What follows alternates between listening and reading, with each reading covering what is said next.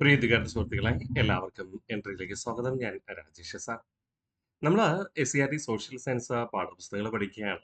6ാമത്തെ ക്ലാസ്സിലെ 8ാമത്തെ ചാപ്റ്ററിലേക്ക് ഇവർക്കും സ്വാഗതം. ദക്ഷിണേന്ത്യൻ ചരിത്രത്തിലേക്ക് എന്നതാണ് ഈ പാഠഭാഗത്തിന്റെ ഉള്ളടക്കം.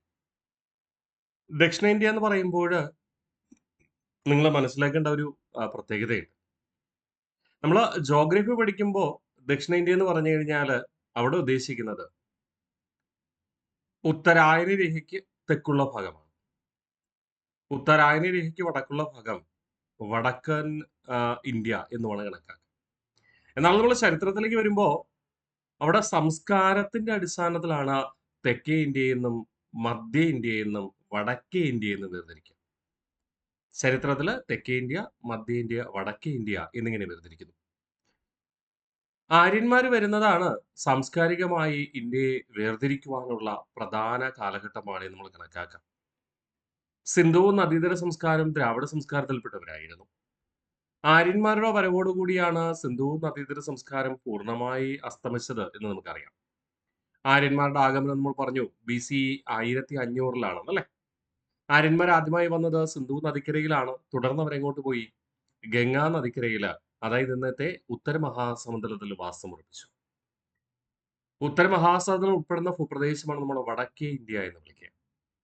തുടർന്ന് പിൽക്കാലത്ത് ഗംഗാ സമതലത്തിൽ അഥവാ ഉത്തര മഹാസമുദ്രത്തിൽ വാസമുറപ്പിച്ച ആര്യന്മാർ തെക്കേ ഇന്ത്യയിലേക്ക് യാത്ര തിരിച്ചു. പക്ഷേ കൃഷ്ണാ നദിയിലെ വെള്ളപ്പൊക്കവും കൃഷ്ണാ നദിയിലെ ജലവും കാരണം അവർക്ക് കൃഷ്ണാ നദിക്ക് തെക്ക് ഭാഗത്ത് വരാൻ കഴിഞ്ഞില്ല. ഓക്കെ, അതുകൊണ്ട് തന്നെ താൽക്കാലികമായി ഉത്തര മഹാസമുദ്രത്തിൽ നിന്ന് കൃഷ്ണാ നദി വരെ സഞ്ചരിച്ച് താൽക്കാലിക വാസമൊക്കെ ഉറപ്പിച്ചിരുന്ന ഭൂപ്രദേശമാണ് ഗംഗാ നദിക്കരയ്ക്കും കൃഷ്ണാ നദിക്കും ഇടയിൽ. ഈ ഗംഗാ നദിക്കരയ്ക്കും കൃഷ്ണാ നദിക്കും ഇടയിലുള്ള ഭൂപ്രദേശത്തെയാണ് നമ്മൾ മധ്യ ഇന്ത്യ എന്ന് വിളിക്കുക. ചരിത്രത്തിൽ മധ്യ ഇന്ത്യ എന്നറിയപ്പെടുന്നത്.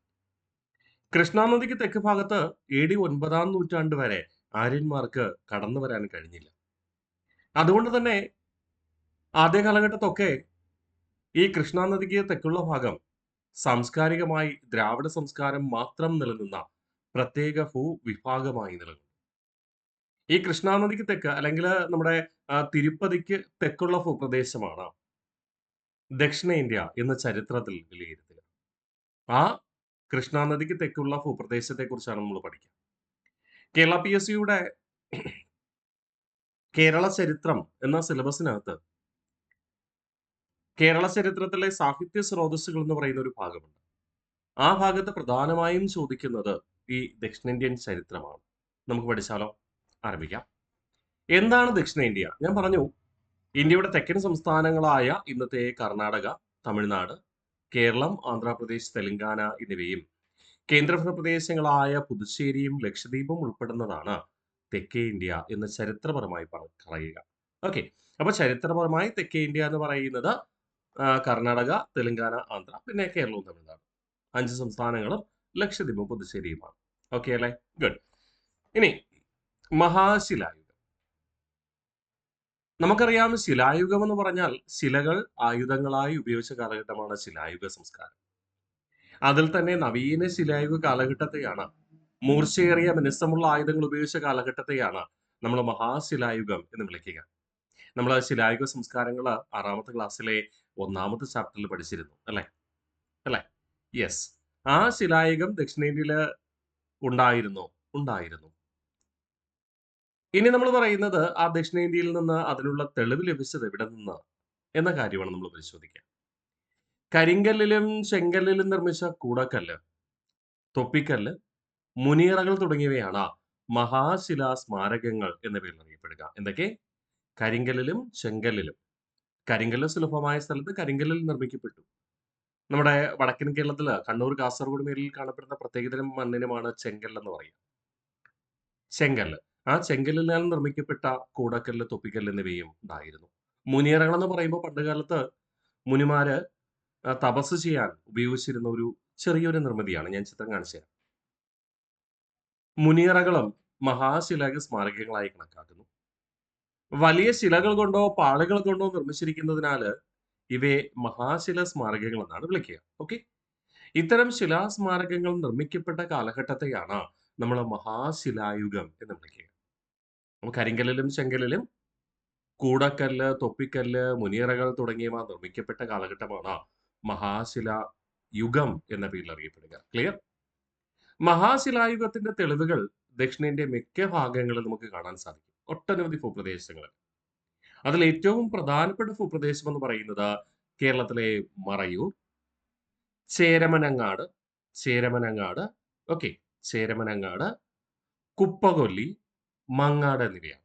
കേരളത്തിലെ മറയൂർ, ചേരമനങ്ങാട്, കുപ്പകൊല്ലി, മങ്ങാട് എന്നിവ. കൂടാതെ തമിഴ്നാട്ടിലെ ആദിച്ചനല്ലൂർ, ആദിച്ചനല്ലൂർ, തമിഴ്നാട്ടിലെ ആദിച്ചനല്ലൂർ, കർണാടകയിലെ ബ്രഹ്മഗിരി, ആന്ധ്രാപ്രദേശിലെ നാഗാർജുനകുണ്ട എന്നിവ. അപ്പോൾ മഹാശിലായുഗ സ്മാരകമായി കണക്കാക്കപ്പെടുന്ന അല്ലെങ്കിൽ മഹാശിലായുഗത്തിന്റെ തെളിവുകൾ ലഭിക്കുന്ന പ്രധാനപ്പെട്ട സ്ഥലങ്ങൾ കേരളത്തിലെ ഏതൊക്കെ? മറയൂർ, ചേരമനങ്ങാട്, കുപ്പകൊല്ലി, മങ്ങാട്. തമിഴ്നാട്ടിലെ ആദിച്ചനല്ലൂർ, കർണാടകയിലെ ബ്രഹ്മഗിരി, ആന്ധ്രാപ്രദേശിലെ നാഗാർജുനകുണ്ട. കർണാടക സംസ്ഥാനത്താണ് ബ്രഹ്മഗിരി. ഈ ബ്രഹ്മഗിരി മലയുടെ ചെറിയൊരു ഭാഗം കേരളത്തിന്റെ ഭാഗമായ വയനാട് ജില്ലയിൽ കാണപ്പെടുന്നുണ്ട്. നമ്മൾ ബ്രഹ്മഗിരി കുന്നുകൾ എന്നാണ് വിളിക്കുക. ബ്രഹ്മഗിരി കുന്നുകൾ കേരളത്തിലെ വയനാട് ചെറിയൊരു ഭൂപ്രദേശവും പിന്നെ കർണാടകയിലാണ് ബ്രഹ്മഗിരി കുന്നുകളുടെ ഭൂരിഭാഗം കാണപ്പെടുക കേട്ടോ. അല്ലെ? ബ്രഹ്മഗിരി കുന്നുകൾ നമുക്കറിയാം. ആണോ? യെസ്. ബ്രഹ്മഗിരി കുന്നുകളിലെ ചിത്രകൂടൻ പക്ഷികളുടെ ആവാസ കേന്ദ്രമാണ് ഈ ബ്രഹ്മഗിരി കുന്ന്. അല്ലെ? ഗുഡ്. അപ്പൊ മറക്കരുത്, PSC ചോദിക്കുന്നതാണ്. കേരളത്തിൽ നിന്ന് മഹാശിലായുഗ സ്മാരകത്തിന്റെ തെളിവ് ലഭിച്ച ഭൂപ്രദേശങ്ങൾ ഏതൊക്കെ? മറയൂർ, ചേരമനങ്ങാട്, കുപ്പകൊല്ലി, മങ്ങാട്. മഹാശിലായുഗത്തിന്റെ തെളിവ് ലഭിച്ച തമിഴ്നാട്ടിലെ പ്രധാന ഭൂപ്രദേശം ആദിച്ചനല്ലൂർ. കർണാടകയിലെ പ്രധാന ഭൂപ്രദേശം ബ്രഹ്മഗിരിയാണ്. ആന്ധ്രാപ്രദേശിലെ പ്രധാന ഭൂപ്രദേശം നാഗാർജുനകുണ്ട. സെറ്റ് അല്ലേ? മഹാശിലാ സ്മാരകങ്ങൾ. ഇതാ നോക്കിയേ, തൊപ്പിക്കല്ല് എന്ന് പറയുന്നത് ഇതാണ്. തൊപ്പിക്കല്ല് എന്ന് പറയുന്നത് ഭൂമിയുടെ ഉള്ളറയിലേക്കുള്ള ഒരു പ്രവേശന കവാടമായിട്ടാണ് കണക്കാക്കുക. പിന്നെ കൂടക്കല്ല് എന്ന് പറയുന്നത് അത്യാവശ്യം വലിയ നിർമ്മിതിയാണ് കേട്ടോ. പിന്നെ നാട്ടുകല്ല്. നാട്ടുകല്ല് എന്ന് പറയുന്നത് പ്രത്യേകിച്ച് ഏതെങ്കിലും പ്രത്യേക സ്ഥലം ആരാധിക്കുന്നതിന് വേണ്ടിയിട്ട് നിർമ്മിക്കുന്നതാണ് നാട്ടുകല്ല് എന്ന് പറയുന്നത്. പിന്നെ മുനിയറ. മുനിമാർ തപസ് ചെയ്യുന്ന സ്ഥലമാണ്. ഇവിടെ തപസ് ചെയ്തുകൊണ്ട്, അതായത് ഇപ്പോൾ ഒരു സന്യാസിക്ക് മരണസമയം അടുത്തു എന്ന് തോന്നിയാൽ അദ്ദേഹം മുനിയറയിൽ തപസ് ചെയ്തുകൊണ്ട് അവിടെ സമാധി അനുഷ്ഠിക്കും എന്നാണ് കണക്കാക്കുക. സാധാരണക്കാരായ ജനങ്ങളെ അടക്കം ചെയ്തിരുന്ന കല്ലറകളായിരുന്നു പ്രാചീനർ. കല്ലുകൊണ്ടും ചെളികൊണ്ടും നിർമ്മിച്ച ഒരു ചെറിയ എന്താണ് കല്ലറകളാണ് നമ്മൾ കാണാനായിട്ട് കഴിയുക. അപ്പോൾ മഹാശിലായുഗ സ്മാരകങ്ങൾക്ക് ഉദാഹരണം നമുക്കത് മാത്രം പഠിച്ചാൽ മതി. തൊപ്പിക്കല്ല്, കൂടക്കല്ല്, നാട്ടുകല്ല്, മുനിയറ. ഓക്കെ. അടുത്ത പറയുന്നു, മഹാശിലാ സ്മാരകങ്ങൾ പ്രാചീന കാലത്തെ ശവസംസ്കാര രീതിയുമായി ബന്ധപ്പെട്ടിരിക്കുന്നു. പ്രത്യേകിച്ച് മൃതാവശിഷ്ടങ്ങൾ അടക്കം ചെയ്യുന്നതിനാണ് ഇത്തരം ശിലാസ്മാരകങ്ങൾ നിർമ്മിച്ചിരിക്കുന്നത്. അതുകൊണ്ട് തന്നെ ഈ ശിലാസ്മാരകങ്ങളിൽ നിന്ന് നമുക്ക് മനുഷ്യന്റെയും ജീവജാലങ്ങളുടെയും ഫോസിലുകൾ കണ്ടെത്തിയിട്ടുണ്ട്. അത് വെച്ചിട്ടാണ് നമ്മൾ കാലപ്പഴം നിർണ്ണയിച്ചിരിക്കുന്നത് കേട്ടോ. മഹാശിലാ സ്മാരകങ്ങളിൽ നിന്ന് ഇരുമ്പായുധങ്ങൾ ധാരാളമായി കണ്ടെത്തിയതിനാൽ ഈ കാലഘട്ടത്തെ ഇരുമ്പ് യുഗം എന്ന് വിളിക്കുന്നു. ഓക്കെ. ശിലാസ്മാരകങ്ങൾ നിർമ്മിച്ചിരിക്കുന്ന ഇതേ കാലഘട്ടത്ത് എന്ത് കണ്ടെത്താനായിട്ട് കഴിഞ്ഞു? അവിടെ നിന്ന് ഇരുമ്പ് കൊണ്ടുള്ള ആയുധങ്ങൾ കണ്ടെത്താൻ കഴിഞ്ഞിട്ടുണ്ട്. അതുകൊണ്ട് ഇതിനെ ഇരുമ്പ് യുഗം എന്ന് വിളിക്കാറുണ്ട്. മഹാശിലാ സ്മാരകങ്ങളെ ഇരുമ്പ് യുഗ കാലഘട്ടം എന്ന് വിളിക്കാറുണ്ട്. ക്ലിയർ ആണേ? ശരീരാവശിഷ്ടങ്ങൾക്കൊപ്പം അവർ ഉപയോഗിച്ചിരുന്ന ആഭരണങ്ങളും ആയുധങ്ങളും ഉപകരണങ്ങളും പാത്രങ്ങളും നാണയങ്ങളും മഹാശിലാ സ്മാരകങ്ങളിൽ നിന്ന് കണ്ടെത്തിയിട്ടുണ്ട്. ഇവയിലൊക്കെ ഭൂരിഭാഗം ഉപയോഗിച്ചിരുന്നത് എന്തായിരുന്നു? ഇരുമ്പായിരുന്നു. അതുകൊണ്ടാണ് നമ്മൾ അതിനെ ഇരുമ്പ് യുഗം എന്ന് വിളിക്കുക. അല്ലെങ്കിൽ കേരളത്തിലെ മഹാശിലായുഗ കാലഘട്ടത്ത് അല്ലെങ്കിൽ തെക്കേ ഇന്ത്യയിലെ മഹാശിലായുഗ കാലഘട്ടത്ത് ഉപയോഗിച്ചിരുന്ന പ്രധാന ലോഹം എന്ത് എന്ന് ചോദിച്ചാൽ നമ്മൾ പറയേണ്ട ഉത്തരം എന്താണ്? ഇരുമ്പാണ്. നമ്മൾ ഈ 6ാം ക്ലാസ്സിലെ 1ാമത്തെ ചാപ്റ്റർ പഠിച്ചപ്പോൾ നമ്മൾ പറഞ്ഞു, ശിലായുഗ കാലഘട്ടത്തിന് ശേഷം ലോകം നമ്മൾ പരിശോധിച്ചു കഴിഞ്ഞാൽ പിന്നെ വെങ്കലയുഗ കാലഘട്ടം ഉണ്ടായി. വെങ്കലയുഗത്തിന് ശേഷമാണ് ഇരുമ്പ് യുഗം ഉണ്ടായതെന്ന്. പക്ഷേ കേരളത്തിലെ തെക്കേ ഇന്ത്യയിലെ നമ്മൾ പ്രാചീന ചരിത്രം പരിശോധിച്ചു കഴിഞ്ഞാൽ മഹാശിലായുഗ സംസ്കാര കാലഘട്ടത്തിൽ തന്നെ ഇരുമ്പ് കൊണ്ടുള്ള ആയുധങ്ങൾ ഉപയോഗിച്ചു എന്ന് നമുക്ക് കണക്കാക്കാം. അതുകൊണ്ട് കേരളത്തിലെ മഹാശിലാ യുഗത്തിൽ ഏത് ലോഹമാണ് ഉപയോഗിച്ചതെന്ന് ചോദിച്ചാൽ ഇരുമ്പ് എന്ന് വ്യക്തമായി തന്നെ പറയാനായിട്ട് ശ്രമിക്കാം. നോക്കിയേ, ദക്ഷിണേന്ത്യയിലെ ഇരുമ്പുയുഗ കാലഘട്ടത്തെക്കുറിച്ച് തെളിവ് ലഭിച്ച, ഖനനം ചെയ്തപ്പോൾ ലഭിച്ച പ്രധാനപ്പെട്ട തമിഴ്നാട്ടിലെ ആദിച്ചനല്ലൂരിൽ നിന്ന് കിട്ടിയ ഇരുമ്പായുധങ്ങളാണ് നിങ്ങൾക്ക് ചിത്രത്തിൽ കാണാനായിട്ട് കഴിയുക. കല്ലുകൊണ്ടുള്ള ആയുധങ്ങളുണ്ട്, ഇരുമ്പ് എന്ന ലോക്കം കൊണ്ടുള്ള ആയുധങ്ങളുമുണ്ട്. ഇരുമ്പുകത്തിൽ ഉപയോഗിച്ചിരുന്ന വ്യത്യസ്ത ആകൃതിയിലും വലുപ്പത്തിലുള്ള ആയുധങ്ങളും ഉപകരണങ്ങളും ചിത്രത്തിൽ നൽകിയിരിക്കുന്നു. ഇതെവിടെ നിന്ന് കണ്ടെത്തിയതാണ്? തമിഴ്നാട്ടിലെ മഹാശിലായുഗ സ്മാരകമായ ആദിച്ചനല്ലൂരിൽ നിന്ന് കണ്ടെത്തിയതാണ്. ഇരുമ്പ് കൊണ്ട് നിർമ്മിച്ച കത്തി, വാൾ, അരിവാൾ, കുന്തമുന, മുക്കാലിപ്പിടം, വിളക്കുകള് തുടങ്ങിയവയൊക്കെ ഇതിൽ ഉൾപ്പെടുന്നതാണ്. അല്ലെ? മഹാശിലായുഗ കാലഘട്ടത്ത് ഇത്തരം ആയുധങ്ങൾ പ്രധാനമായി ഉപയോഗിച്ചിരുന്നത് കാർഷിക പുരോഗതിക്ക് സഹായകമായി. ഭക്ഷ്യശേഖരണത്തിൽ നിന്നും ഭക്ഷ്യ ഉൽപാദനത്തിലേക്ക് പുരോഗമിച്ച ഒരു ജനതയുടെ നിർമ്മിതിയാണ് മഹാശിലായുഗ സംസ്കാരം. അപ്പൊ ചുരുക്കി പറഞ്ഞു കഴിഞ്ഞാല് നമ്മള് വെങ്കലയുഗ കാലഘട്ടത്ത് നാഗരികത ആരംഭിച്ചു എന്ന് നമുക്ക് പറയാം. ആ നാഗരികത ആരംഭിക്കാനുള്ള കാരണം നമ്മൾ കൃത്യമായി പഠിച്ചിരുന്നു. 6ാം ക്ലാസ്സിലെ 1ാമത്തെ ചാപ്റ്ററിൽ. നിങ്ങളുടെ മനസ്സിലുണ്ടെന്ന് ഞാൻ കരുതുന്നു. അല്ലേ? എന്താണ്?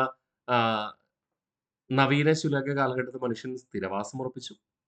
കൃഷിക്ക് പ്രാധാന്യം ലഭിച്ചു.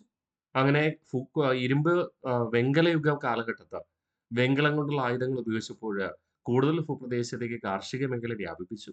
അങ്ങനെ കൂടുതൽ കാർഷിക ഉൽപ്പന്നങ്ങൾ ഉണ്ടായി. അവ വിറ്റഴിക്കുന്നതിന് വേണ്ടി കച്ചവട കേന്ദ്രങ്ങൾ രൂപീകരിച്ചു. ആ കച്ചവട കേന്ദ്രങ്ങളോടനുബന്ധിച്ച് എന്ത് രൂപം കൊണ്ടു? നഗര സംവിധാനത്തിന് രൂപം കൊണ്ടു. അങ്ങനെയാണ് 4 വെങ്കലയുഗ സംസ്കാരങ്ങൾ രൂപം കൊള്ളുക എന്ന് പറഞ്ഞു അല്ലേ? ശരിയല്ലേ? ആ വെങ്കലയുഗ സംസ്കാരങ്ങൾക്ക് സമാനമായി തന്നെ ദക്ഷിണേന്ത്യയിലെ മഹാശിലായുഗ കാലഘട്ടത്ത് ഇരുമ്പ് കൊണ്ടുള്ള ആയുധങ്ങൾ ഉപയോഗിച്ചപ്പോഴ് കാർഷിക മേഖല സമ്പന്നമായി. കാർഷിക ഉൽപ്പന്നങ്ങൾ ധാരാളമായി സംഭരിക്കപ്പെട്ടു.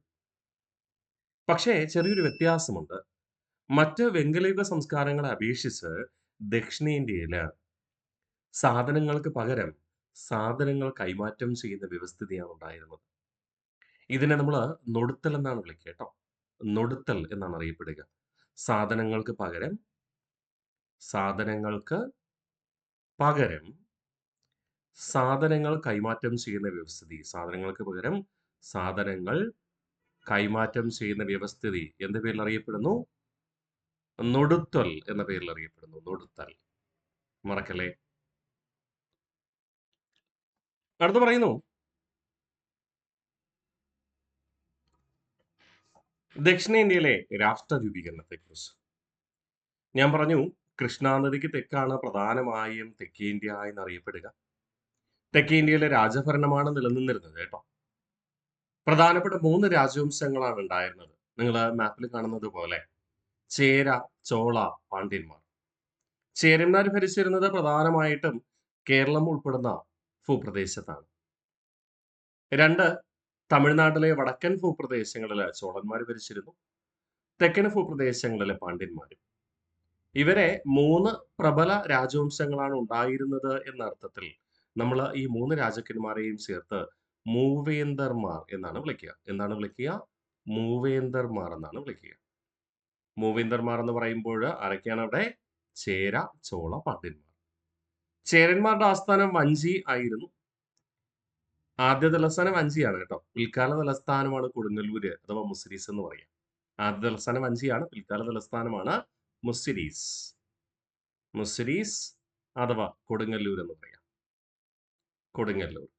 ഈ വഞ്ചി എന്ന സ്ഥലത്തിന്റെ യഥാർത്ഥ പേര് വഞ്ചിമുത്തൂർ എന്നായിരുന്നു കേട്ടോ. എന്താണ്? വഞ്ചിമുത്തൂർ എന്നാണ്. ഈ വഞ്ചിമുത്തൂറിനെയാണ് ചുരുക്കി ഈ SCERT പുസ്തകത്തിലെ വഞ്ചി എന്ന് കൊടുത്തിരിക്കുക. PS ചോദിക്കുമ്പോൾ ചിലപ്പോൾ ചുരുക്കി ചോദിക്കാറുണ്ട്. ആദ്യകാല ചേരന്മാരുടെ ആസ്ഥാനം എവിടെയാണ്? വഞ്ചി. പിൽക്കാല ചേര സാമ്രാജ്യത്തിന്റെ ആസ്ഥാനമാണ് മുസിരീസ് അഥവാ കൊടുങ്ങല്ലൂർ എന്ന് പറയുക. ഇനി പാണ്ഡ്യന്മാരുടെ ആസ്ഥാനം മധുരയാണ്. ആ മധുര ഇന്നും അതേ പേരിൽ തന്നെയാണ് അറിയപ്പെടുക, മധുര. പിന്നെ ചോളന്മാരുടെ ആസ്ഥാനം എന്ന് പറയുന്നത് ഉറയൂരാണ്. ഈ ഉറയൂർ എന്ന് പറയുന്ന സ്ഥലം നിലവിൽ അറിയപ്പെടുന്നത് തഞ്ചാവൂർ എന്നാണ് കേട്ടോ. നിലവിൽ അറിയപ്പെടുന്നത് തഞ്ചാവൂർ എന്നാണ്. അപ്പൊ ചോളന്മാരുടെ ആസ്ഥാനം ഉറയൂരാണ്. ഈ ഉറയൂർ നിലവിൽ എന്ത് പേരിൽ അറിയപ്പെടുന്നേ? തഞ്ചാവൂർ. ക്ലിയർ? യെസ്. നമുക്കിനി അടുത്ത് പരിശോധിക്കാം. പ്രാചീന തമിഴകം ഭരിച്ചിരുന്ന ചേര, ചോള, പാണ്ഡ്യ ഭരണാധികാരികളെ ഒന്നായി നമ്മൾ എന്തെന്ന് വിളിക്കും? മൂവേന്തർ അഥവാ മൂവേന്തർമാർ അഥവാ മൂവരശർ എന്നാണ് അറിയപ്പെടുക. തമിഴകത്തിൽ നിരവധി ഭരണകൂടങ്ങൾ നിലനിന്നിരുന്നുവെങ്കിലും ഈ മൂവേന്തർക്കാരായിരുന്നു അധികാര പദവി ഉണ്ടായിരുന്നത്. ഉദാഹരണം, ഇപ്പൊ കേരളത്തിലെ ചേരന്മാര് ഭരിച്ചിരുന്ന അതേ കാലഘട്ടത്ത് ഭരിച്ചിരുന്ന മറ്റ് പ്രബല രാജവംശങ്ങൾ എന്ന് പറയുന്നത് ആയി രാജവംശം ഉണ്ടായിരുന്നു. പക്ഷേ ചേരന്മാരുടെ കീഴിലാണ് ആയി രാജാക്കന്മാര് നിലനിന്നിരുന്നത്. അതുപോലെ വടക്കൻ കേരളത്തിലേക്ക് പോയി കഴിഞ്ഞാൽ കണ്ണൂരിൽ ഭരണം നടത്തിയിരുന്ന ഏഴിമല രാജവംശം. ആ ഏഴിമല രാജവംശവും എന്തിന്റെ കീഴിലാണ് സ്ഥിതി ചെയ്തിരുന്നത്? ചേരന്മാരുടെ കീഴില്. അപ്പൊ ഒട്ടനവധി പ്രാദേശിക രാജഭരണ സംവിധാനം ഉണ്ടെങ്കിലും ഈ 3 പേർക്കാണ് പ്രധാന അധികാര പദവി ഉണ്ടായിരുന്നത്. അതുകൊണ്ടാണ് ഇവരെ എന്തെന്ന് വിളിക്കുക? മൂവേന്തർ എന്ന് വിളിക്കുക. മൂവേന്തർ അഥവാ മൂവേന്തർമാർ. ഓക്കെ. അഥവാ മൂവരശർ. അരശർ എന്ന് പറഞ്ഞ രാജാവ് എന്നർത്ഥം. ഓക്കെ. ചേരന്മാരെ കോ എന്നും ചോളന്മാരെ കോൻ എന്നും പാണ്ഡ്യന്മാരെ കടുംകോ എന്നുമാണ് വിശേഷിപ്പിക്കുക. ചേര, ചോള, പാണ്ഡ്യന്മാർ. ചേരന്മാരെ കോ എന്നും ചോളന്മാരെ കോൻ എന്നും പാണ്ഡ്യന്മാരെ കടുംകോ എന്നും അക്കാലഘട്ടത്ത് പ്രാദേശികമായി വിളിച്ചിരുന്നു. എന്തുകൊണ്ടാണ് ആ കാലയളവിനെ നമ്മള് പ്രാചീന തമിഴകം എന്ന് വിളിച്ചെന്ന് ചോദിച്ചു കഴിഞ്ഞാല്, ആ സമയത്ത് ദക്ഷിണേന്ത്യയിൽ പൂർണ്ണമായി ഉപയോഗിച്ചിരുന്നത് തമിഴെന്ന ഭാഷയായിരുന്നു. തമിഴെന്ന ഭാഷയായിരുന്നു. പിൽക്കാലത്താണ് തമിഴിൽ നിന്ന് തെലുങ്ക്, കന്നഡ, മലയാളം എന്നിവ രൂപം കൊള്ളുക. നമുക്കറിയാമല്ലോ ദ്രാവിഡ ഭാഷകൾ 4 എണ്ണം. ഏറ്റവും പുരാതനമായത് തമിഴും ഏറ്റവും അവസാന രൂപം കൊണ്ടത് മലയാളവുമാണെന്ന്. മറ്റ് ദ്രാവിഡ ഭാഷകളാണ് തെലുങ്ക്, കന്നഡ എന്നിവ. എന്ന് പറഞ്ഞാൽ ഇന്ന് ഈ തമിഴ്, തെലുങ്ക്, കന്നഡ, മലയാളം എന്നീ ദ്രാവിഡ ഭാഷകൾ സംസാരിക്കുന്ന ഈ ഭൂപ്രദേശം മൊത്തം ആദിമ കാലഘട്ടത്തിൽ ഏത് ഭാഷയാ സംസാരിച്ചിരുന്നേ? തമിഴാണ് സംസാരിച്ചിരുന്നത്. അതുകൊണ്ടാണ് ദക്ഷിണേന്ത്യയെ പ്രാചീന കാലത്ത് പ്രാചീന തമിഴകം എന്ന് വിളിക്കുക. മനസ്സിലായോ? പ്രാചീന തമിഴകം എന്ന് വിളിക്കാനുള്ള കാരണം. നമ്മൾ മൂവേന്തർമാരെ പറഞ്ഞു. ആരൊക്കെയാണ് മൂവേന്തർമാർ? എങ്കിലും ടേബിൾ തന്നിട്ട് നമുക്കൊന്ന് റിവിഷൻ ചെയ്ത് നോക്കാം. മൂവേന്തർമാർ എന്ന് പറയുന്നത് ചേരന്മാര്, പിന്നെ ചോളന്മാര്, പിന്നെ പാണ്ഡ്യന്മാര്. ആണേ? ചേര, ചോള, പാണ്ഡ്യന്മാരാണ്. ഇതില് ചേരന്മാരുടെ ആസ്ഥാനം എവിടെയാ? വഞ്ചി അല്ലെങ്കിൽ വഞ്ചിമുത്തൂരാണ്. വഞ്ചി അല്ലെങ്കിൽ വഞ്ചിമുത്തൂരാണ്. ചോളന്മാരുടെ ആസ്ഥാനം ഉറയൂരാണ്. ഈ ഉറയൂർ എന്ന സ്ഥലം പിൽക്കാലത്ത് അറിയപ്പെട്ട പേരാണെന്ത്? തഞ്ചാവൂർ എന്ന് പറയുക. പാണ്ഡ്യന്മാരുടെ ആസ്ഥാനം എവിടെയാണ്? മധുരയാണ്. ശരിയാണേ? പാണ്ഡ്യന്മാരുടെ ആസ്ഥാനം മധുരയാണ്. ഇതില് ചേരന്മാരെന്ന് പറയുമ്പോൾ കേരളത്തിലാണ് ഭരണം നടിച്ചിരുന്നത്. അവര് യുദ്ധത്തിന് അധികം പ്രാധാന്യം നൽകിയിരുന്നില്ല. എങ്കിലും ശത്രുക്കളിൽ നിന്ന് രക്ഷ നേടാൻ യുദ്ധത്തിന് പ്രാധാന്യം നൽകി. പക്ഷേ ചോളന്മാരെന്ന് പറയുമ്പോൾ അവരുടെ ലക്ഷ്യം തന്നെ സാമ്രാജ്യ വർദ്ധനവാണ്.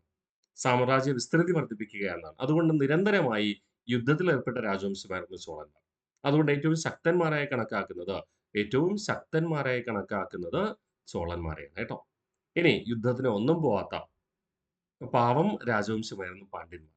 പാണ്ഡ്യന്മാരെ സംബന്ധിച്ചിട്ട് കല, സാഹിത്യ മേഖലകളില് ഏറ്റവും കൂടുതൽ സംഭാവന നൽകിയ, ഏറ്റവും കൂടുതൽ പ്രോത്സാഹനം നൽകിയ രാജവംശമായിരുന്നു പാണ്ഡ്യ രാജവംശം.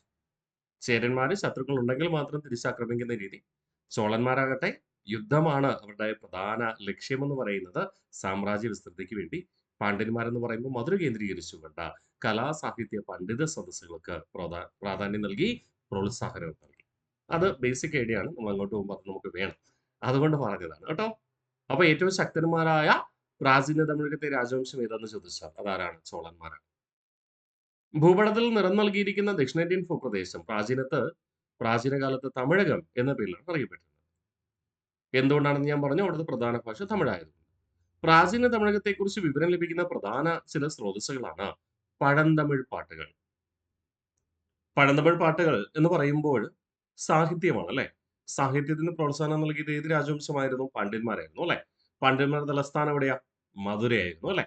അപ്പോ പാണ്ഡ്യന്മാരുടെ തലസ്ഥാനമായ പാണ്ഡ്യന്മാരുടെ തലസ്ഥാനമായ മധുര കേന്ദ്രീകരിച്ച് പ്രവർത്തിച്ചിരുന്ന പണ്ഡിത സദസ്സായിരുന്നു പണ്ഡിത സദസ്സായിരുന്നു സംഘം എന്നറിയപ്പെടുന്നത്. ഈ പണ്ഡിത സദസ്സില് ആരൊക്കെ വരും? പണ്ഡിത സദസ്സ് എന്ന് പറയുമ്പോൾ സാഹിത്യകാരന്മാരുണ്ട്, കലാകാരന്മാരുണ്ട്, കലാകാരന്മാരുണ്ട്, സാഹിത്യകാരന്മാരുണ്ട്, കലാകാരന്മാരുണ്ട്. ഈ പണ്ഡിത സദസ്സിന് തുടക്കം കുറിച്ചത് ജൈന സന്യാസിയായ ജൈന സന്യാസിയായ അമൃതസാഗർ ആയിരുന്നു. ജൈന സന്യാസിയായ അമൃതസാഗർ ആയിരുന്നു. ഓക്കെ അല്ലേ? അപ്പോൾ പാണ്ഡ്യന്മാരുടെ തലസ്ഥാനമായ മധുര കേന്ദ്രീകരിച്ച് ഒരു പണ്ഡിത സദസ്സ് നിലനിന്നിരുന്നു. അതാണ് സംഘം എന്നറിയപ്പെടുക. സംഘം എന്ന് പറയുമ്പോൾ ഏത് മേഖലയിലെ പണ്ഡിതന്മാരാ? സാഹിത്യ മേഖലയിലെ പണ്ഡിതന്മാരുണ്ടായിരുന്നു, കലാകാരന്മാരിലെ പണ്ഡിതന്മാരുണ്ടായിരുന്നു. ഈ സംഘം എന്ന പണ്ഡിത സദസ്സിന് തുടക്കം കുറിച്ചത് ജൈന സന്യാസിയായ അമൃതസാഗറാണ്. അങ്ങനെ പാണ്ഡ്യ രാജാക്കന്മാരുടെ പ്രോത്സാഹനം കൊണ്ട് ഇക്കാലഘട്ടത്ത് രചിക്കപ്പെട്ട പാട്ടുകൾ അഥവാ കൃതികളെയാണ് നമ്മള് പഴന്തമിഴ് പാട്ടുകൾ അഥവാ സംഘകാല കൃതികൾ എന്ന് വിളിക്കുക. പഴയ തമിഴ് പാട്ടുകൾ അഥവാ സംഘകാല കൃതികൾ. മനസ്സിലായോ? പഴന്തമിഴ് പാട്ടുകളെ നമ്മൾ എന്തെന്ന് വിളിക്കാറുണ്ട്? സംഘ സാഹിത്യം എന്ന് വിളിക്കാറുണ്ട്. ഓക്കെ, മറക്കില്ലല്ലോ. നാണയങ്ങൾ, സഞ്ചാരക്കുറിപ്പുകൾ, ലിഖിതങ്ങൾ മുതലായവയെല്ലാം പഴന്തമിഴ് പാട്ടുകൾ എന്ന വിഭാഗത്തിൽ ഉൾപ്പെടും. ഇവയില് ഏറ്റവും കൂടുതൽ വിവരങ്ങൾ ലഭിക്കുന്നത് പഴന്തമിഴ് പാട്ടുകളുടെ സമാഹാരമായ സംഘ സാഹിത്യ കൃതികളിൽ നിന്ന്. അപ്പോൾ പഴന്തമിഴ് പാട്ടുകൾ തന്നെയാണ് എന്ത് പേരിലറിയപ്പെടുക? സംഘ സാഹിത്യം എന്നും അറിയപ്പെടുക.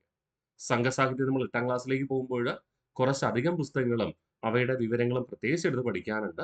പക്ഷേ ഈ 6ാം ക്ലാസ്സിൽ നമുക്ക് എന്ത് മാത്രം പഠിച്ചാൽ മതി? സംഘകാല കൃതികളുടെ പ്രധാനപ്പെട്ട പേര് മാത്രം പഠിച്ചാൽ മതി. കേട്ടോ? ഓക്കെ. സംഘം കൃതികൾ. എന്താണ് സംഘം കൃതികൾ?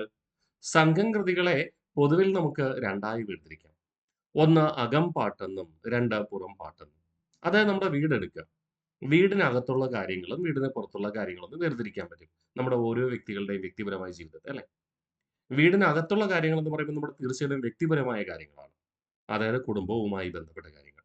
വീടിന് പുറത്തുള്ള കാര്യങ്ങൾ എന്ന് പറയുമ്പോൾ ജോലിയുമായി ബന്ധപ്പെട്ട കാര്യങ്ങൾ അല്ലെ. ഔദ്യോഗിക കാര്യങ്ങൾ, ഒഫീഷ്യൽ അല്ലെങ്കിൽ ഔദ്യോഗിക കാര്യങ്ങൾ, ജോലിയുമായി ബന്ധപ്പെട്ട കാര്യങ്ങൾ എന്ന് നമുക്ക് പറയാം. ഇതേ രീതിയിൽ തന്നെ സംഘകാലത്ത് സംഘകാല കൃതികളെ പ്രധാനമായും രണ്ടായി വേർതിരിച്ചിരുന്നു. ഒന്ന് അകം പാട്ടുകളെന്നും 2 പുറം പാട്ടുകളെന്നും.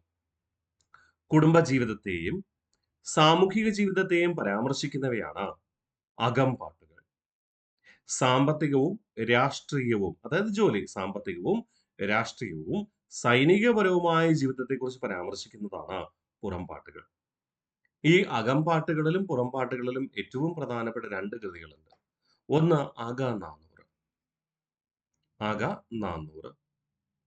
അകനാനൂറ് എന്ന് പറയുമ്പോൾ തെക്കേ ഇന്ത്യയിലെ എല്ലാ രാജവംശങ്ങളിലെയും രാജാക്കന്മാരെ കുറിച്ച് രാജാക്കന്മാരുടെ എല്ലാ രാജാക്കന്മാരോടും ഉണ്ട് കേട്ടോ. എല്ലാ രാജാക്കന്മാരുടെയും വ്യക്തിപരമായ വിവരങ്ങൾ അവിടെ പരാമർശിക്കുന്നു. വ്യക്തിപരം എന്ന് പറയുമ്പോൾ അവിടെ കുടുംബവും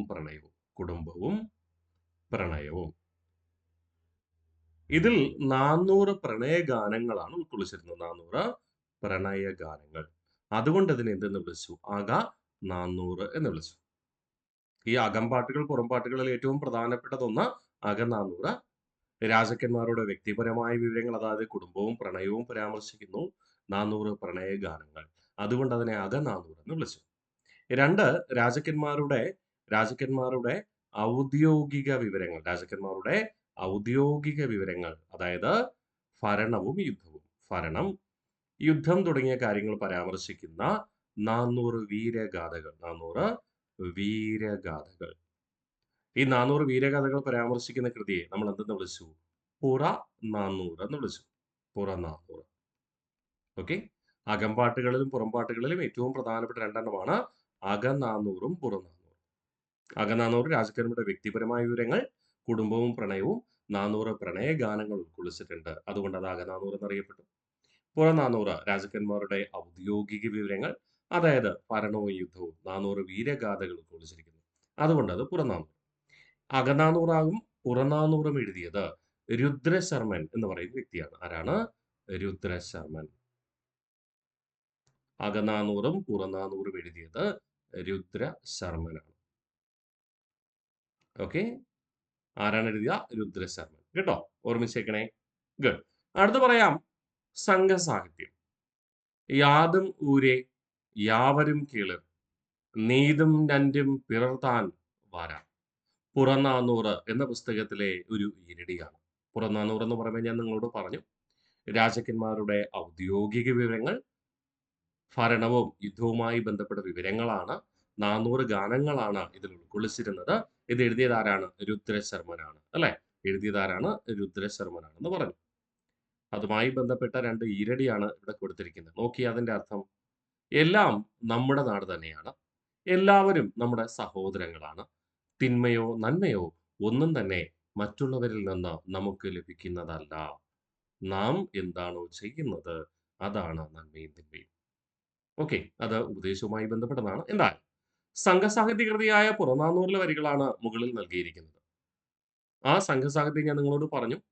പാണ്ഡ്യന്മാരുടെ തലസ്ഥാനമായ മധുര കേന്ദ്രമാക്കി പ്രവർത്തിച്ചിരുന്ന തമിഴ് കവികളുടെ കൂട്ടായ്മയായിരുന്നു സംഘങ്ങൾ എന്ന പേരിൽ അറിയപ്പെടുക. ഈ സംഘങ്ങൾ അന്നത്തെ ഗായകരുടെ പാട്ടുകൾ ശേഖരിച്ച് സൂക്ഷിച്ചിരുന്നു. അതിനാൽ ഈ പാട്ടുകൾ സംഘം കൃതികൾ എന്നും പഴന്തമിഴ് പാട്ടുകൾ എന്നും അറിയപ്പെടുന്നുണ്ട്. സംഘം കൃതികൾ അവിടുത്തെ പ്രധാനപ്പെട്ട തമിഴായതുകൊണ്ട് പഴന്തമിഴ് പാട്ടുകൾ.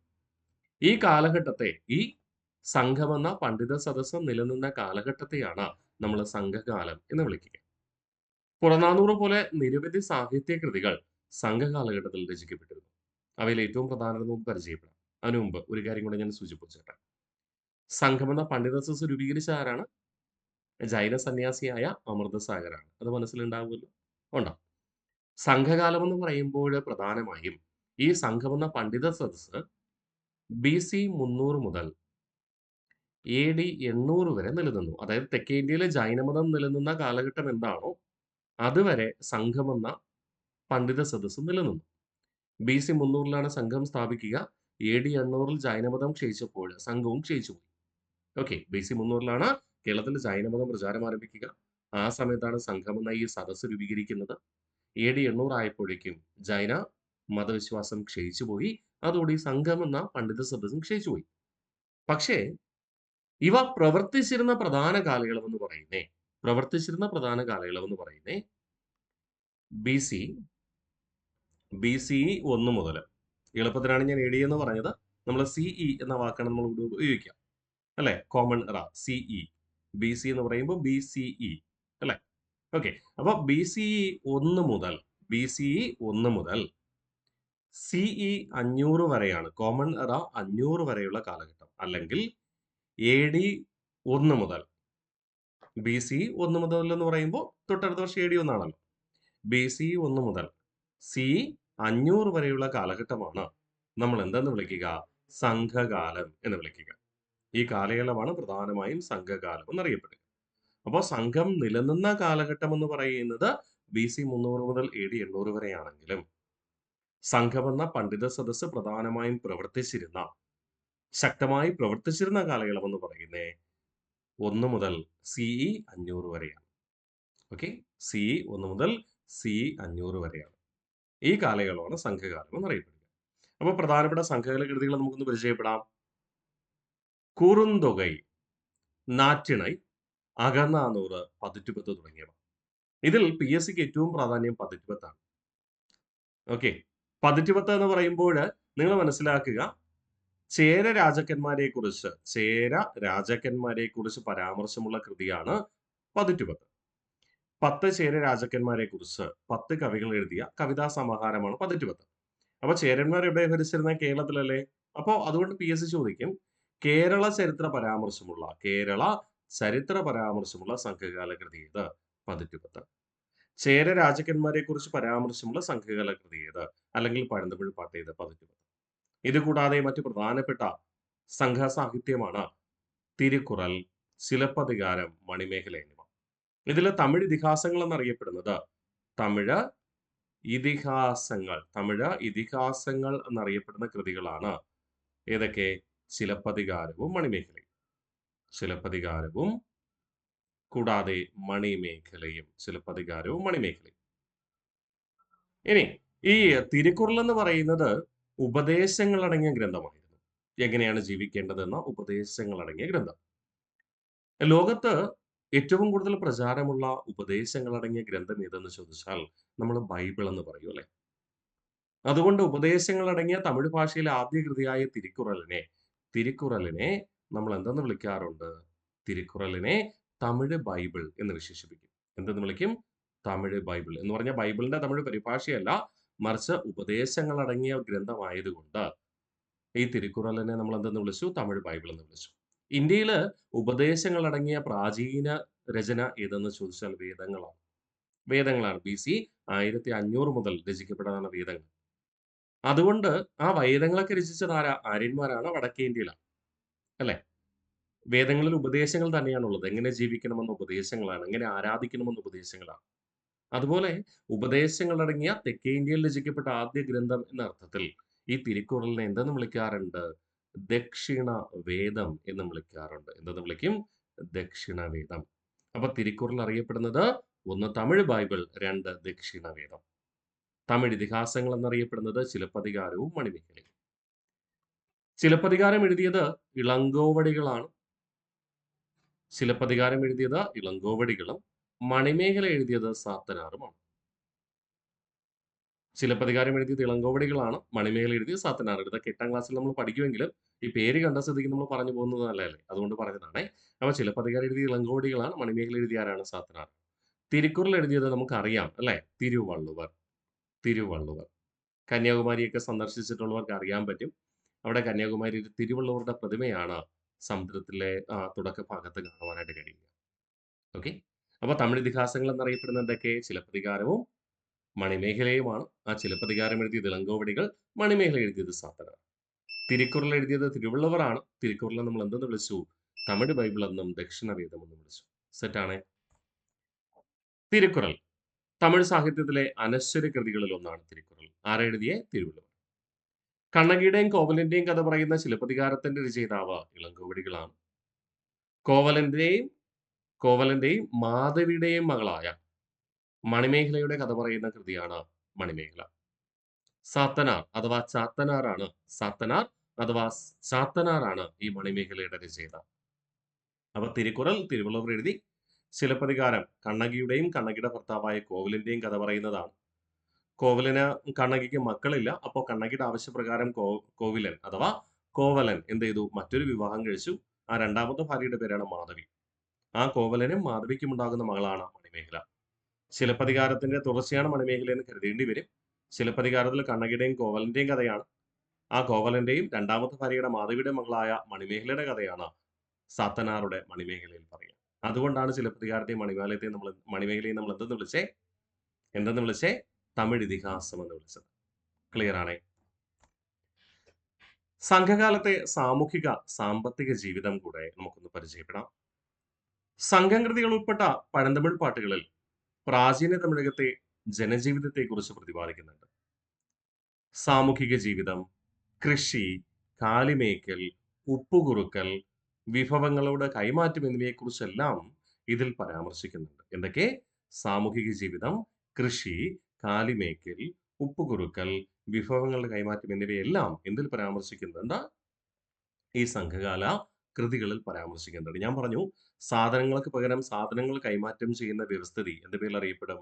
നൊടുത്തൽ എന്നറിയപ്പെടും. അഥവാ ബാർട്ടർ സമ്പ്രദായം നൊടുത്തൽ എന്നറിയപ്പെടും. ബാർട്ടർ സമ്പ്രദായമാണ് എന്ത് പേരിൽ അറിയപ്പെടുക? നൊടുത്തൽ എന്നറിയപ്പെടുക.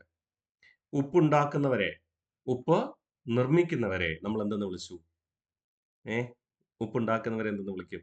ഉപ്പവർ എന്ന് വിളിക്കും. ഉപ്പ് ഉൽപ്പാദിപ്പിക്കുന്നവർ ഉപ്പവർ എന്നറിയപ്പെടും. ഉപ്പവർ. കേട്ടോ? ഉപ്പവർ. ഇനി ഉപ്പ് കച്ചവടം നടത്തുന്നവർ ഒരേ ഒരു സാധനം മാത്രമേ ഇവർ വിൽക്കാറുള്ളൂ, കച്ചവടം നടത്താറുള്ളൂ. ബാക്കിയെല്ലാം സാധനങ്ങൾക്ക് പകരം സാധനങ്ങൾ കൈമാറ്റം ചെയ്യുന്ന വ്യവസ്ഥിതിയാണ്. ഉപ്പ് മാത്രമാണ് കച്ചവടം നടത്തുക. അതുകൊണ്ടാണ് അത് മാത്രം പ്രാധാന്യത്തോട് പറയുക. ഉപ്പ് ഉൽപ്പാദിപ്പിക്കുന്നവർ ഉപ്പവരാണ്. എന്നാൽ ഉപ്പ് കച്ചവടം ചെയ്യുന്നവർ എന്ത് പേരിൽ അറിയപ്പെടും? ഉമണർ എന്നറിയപ്പെടും. സംഘകാലത്ത് പ്രാചീന തമിഴകത്ത് സാധനങ്ങൾക്ക് പകരം സാധനങ്ങൾ കൈമാറ്റം ചെയ്യുന്ന വ്യവസ്ഥിതിയാണ്. പക്ഷേ കൈമാറ്റം ചെയ്യുന്ന ഒരേ ഒരു വസ്തു എന്താണ്? ഉപ്പാണ്. ആ ഉപ്പ് ഉൽപ്പാദിപ്പിക്കുന്നവർ, ഉപ്പ് നിർമ്മിക്കുന്നവർ ഉപ്പവർ എന്നറിയപ്പെടും. ആ ഉപ്പ് കച്ചവടം ചെയ്യുന്നവരെ, ഉപ്പ വിപണനം ചെയ്യുന്നവരെ ഉമണർ എന്നാണ് നമ്മൾ വിശേഷിപ്പിക്കുക. ഓക്കെ അല്ലേ? സാമൂഹിക ജീവിതം. തൊഴിലിനെ അടിസ്ഥാനമാക്കിയുള്ള സാമൂഹിക വിഭജനമാണ് സംഘകാലത്ത് നിലനിന്നിരുന്നത്. എന്നാൽ സാമൂഹികമായ വേർതിരിവുകൾ ഉണ്ടായിരുന്നില്ല, വിവേചനം ഉണ്ടായിരുന്നില്ല. മനസ്സിലായോ? സ്ത്രീ പുരുഷ സമത്വം നിലനിന്നിരുന്നു. തൊഴിലിനെ അടിസ്ഥാനമാക്കിയുള്ള സാമൂഹിക വിഭജനമാണ് സംഘകാലത്ത് നിലനിന്നത്. എന്നാൽ സാമൂഹികമായ വേർതിരിവുണ്ടായിരുന്നില്ല.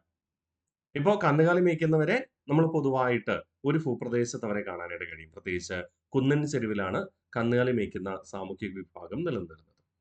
വേട്ടയാടുന്നവര് ഉൾപ്രദേശത്ത് കാടുകളിൽ, പർവ്വതമുകളിലാണ് കാണുക. കൃഷി ചെയ്യുന്നവർ കാണപ്പെടുന്നത് നദീതീരങ്ങളിലാണ്. കടലുമായി ബന്ധപ്പെട്ട് തൊഴിൽ ചെയ്യുന്നവര് വല നെയ്യുന്നവര്, മത്സ്യബന്ധനം നടത്തുന്നവര്, അവരൊക്കെ കാണപ്പെടുന്നത് തീരദേശത്താണ്. പക്ഷേ ഈ ജനങ്ങൾ തമ്മിൽ ആരും എന്ത് ചെയ്തില്ല? വേർതിരിവില്ലായിരുന്നു. എല്ലാവരും പരസ്പര വിശ്വാസത്തോടു കൂടി, പരസ്പര സ്നേഹത്തോടു കൂടി ജീവിച്ചു.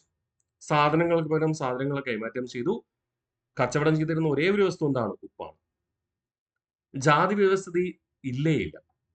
എ.ഡി. 9-ാം നൂറ്റാണ്ടിൽ ആര്യന്മാര് വന്നതിന് ശേഷമാണ് ആര്യന്മാർ വേദങ്ങൾ പ്രചരിപ്പിച്ചതിന്റെ അടിസ്ഥാനത്തിൽ മാത്രമാണ് ആദ്യവേദമായ ഋഗ്വേദത്തിൽ പരാമർശിക്കുന്ന ചാതുർവർണ്ണ വേർതിരിവുകൾ കേരളത്തിലെ തെക്കേ ഇന്ത്യയിൽ തുടക്കം കുറിക്കുക. എ.ഡി. 9-ാം നൂറ്റാണ്ട് വരെ പ്രാചീന തമിഴകത്ത് അഥവാ സംഘകാലത്ത് എന്തില്ലായിരുന്നു? ജാതി വ്യവസ്ഥിതി ഇല്ലായിരുന്നു. അതുകൊണ്ട് തന്നെ സ്ത്രീ പുരുഷ സമത്വം നിലനിൽക്കുകയും ചെയ്തിരുന്നു. കൃഷിയായിരുന്നു പ്രധാന ഉപജീവന മാർഗം.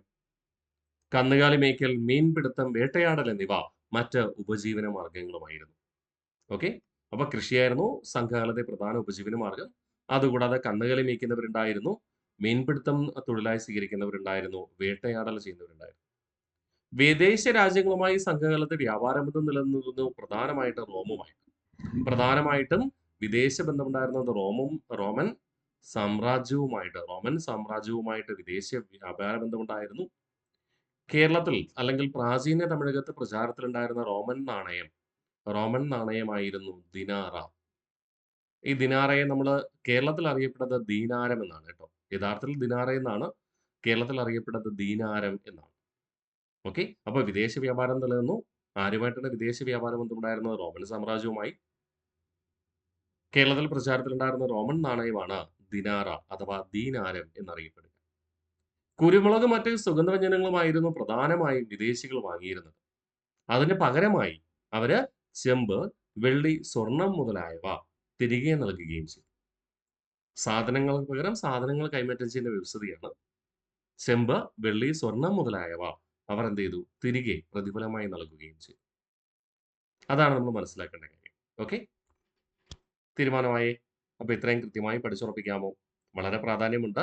ഇനി ഈ ഉപജീവന മാർഗത്തിന്റെ അടിസ്ഥാനത്തില് ഞാൻ പറഞ്ഞല്ലോ, സംഘകാലത്ത് ഭൂപ്രകൃതിയെ വേർതിരിച്ചിട്ടുണ്ടായിരുന്നു. പക്ഷേ ജനങ്ങൾ തമ്മിൽ വേർതിരിവൊന്നുമില്ല. ഭൂപ്രദേശത്ത് മാത്രം വേർതിരിച്ചിരുന്നു. അത് നമ്മൾ അടുത്ത ക്ലാസ്സിൽ പഠിക്കും. അതിനെയാണ് നമ്മൾ തിണകൾ എന്ന് വിളിക്കുക. ഓക്കെ, തിണകൾ എന്ന് വിളിക്കുന്നത് ഈ ജോലിയുടെ അടിസ്ഥാനത്തിൽ, ഉപജീവന മാർഗത്തിന്റെ അടിസ്ഥാനത്തിൽ വേർതിരിച്ചിരുന്നു. അതായത് കന്നാലി മേയ്ക്കുന്നവര് പ്രത്യേകിച്ച്, കൃഷി ചെയ്യുന്നവർ പ്രത്യേകിച്ച് ജീവിച്ചിരുന്നു, മീൻപിടുത്തം ചെയ്യുന്നവര് മറ്റൊരു സ്ഥലത്ത് ജീവിച്ചിരുന്നു, വേട്ടയാടുന്നവര് മറ്റൊരു ഭൂപ്രകൃതിയിൽ ജീവിച്ചിരുന്നു. ഇവരുടെ ഉപജീവന മാർഗം അനുസരിച്ച് ഭൂപ്രകൃതിയായി വേർതിരിച്ചിട്ടുണ്ടായിരുന്നു. അത് നമ്മൾ പഠിച്ചുറപ്പിക്കും. അപ്പൊ ഇത്രയും കൃത്യമായി മനസ്സിലാക്കി വരിക. ബാക്കി നമുക്ക് അടുത്ത ക്ലാസ്സിൽ പഠിക്കാം. Bye bye.